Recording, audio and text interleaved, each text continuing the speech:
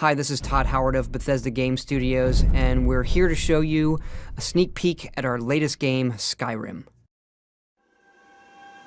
Each time we do a new Elder Scrolls game, we like to start fresh, and Skyrim is no different. Coming off of Oblivion, and then the team did Fallout 3, we had a huge list of things we knew we wanted to do technically with the current generation of hardware and PCs to bring a virtual fantasy world to life. So we've rewritten the render, we've rewritten all the gameplay, the scripting language, the faces, the foliage, and all this comes together in our new engine we call the Creation Engine. So we're interested in all the little details like this plant here, the medium details of these logs and trees, and all the way up to distant mountains. And if you've played our previous stuff, you know that mountain is not just a backdrop. You can walk all the way to the top of that mountain.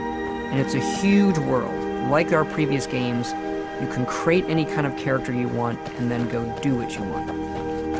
The game's primarily designed as a first-person game, but you can also play in third person.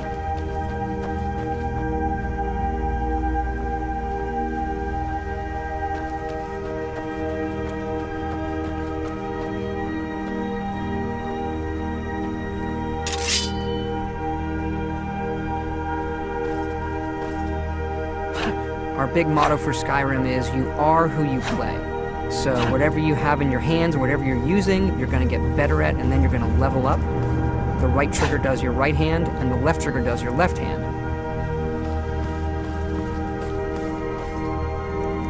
And you could put either a weapon or a spell.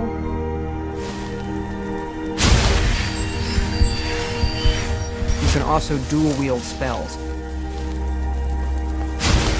What's really cool here is, if you put the same spell in both hands and pull both triggers, you can get a bigger, more powerful version of that spell. Up here we have standing stones. There are 13 of these throughout Skyrim's landscape, and they give you special abilities, but you can only have one of these active at a time.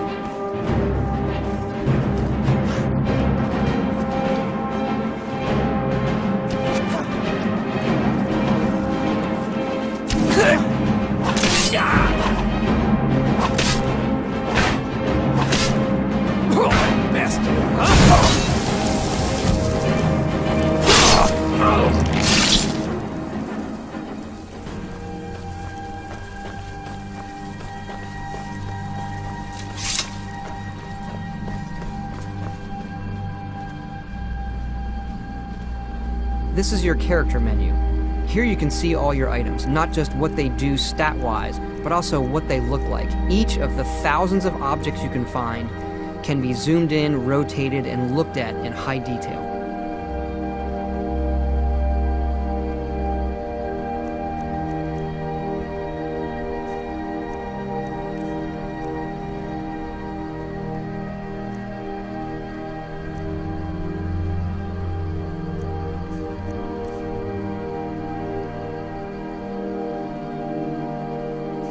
With the skills menu, you look to the heavens, and here you can see all of your skills, how they're progressing, and as your skills increase, you'll push yourself to leveling up.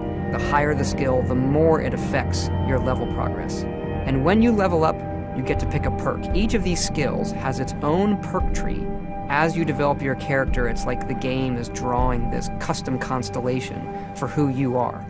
Lastly, we have the map, and we're just going to pull the camera back here and show you how the level of detail system works in the game. We're just rendering the whole world.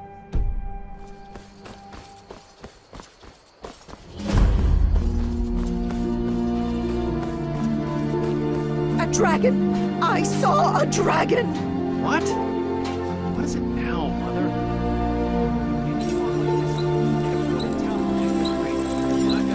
Ain't every day we get visitors in Riverwood. Gerder's family first settled here as woodcutters a few generations ago.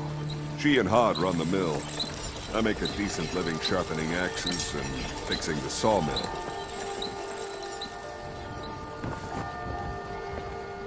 Here for work? Get an axe.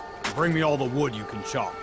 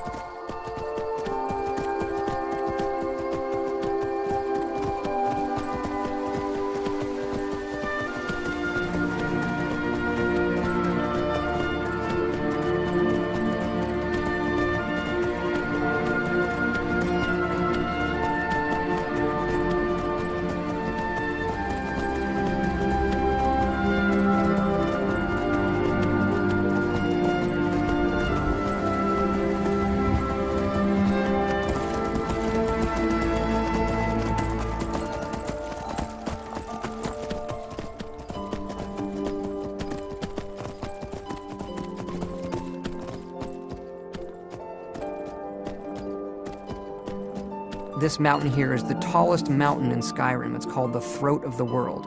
It is home to the Greybeards, who are masters of the voice. The voice is the ability to use the language of dragons and form these magical shouts.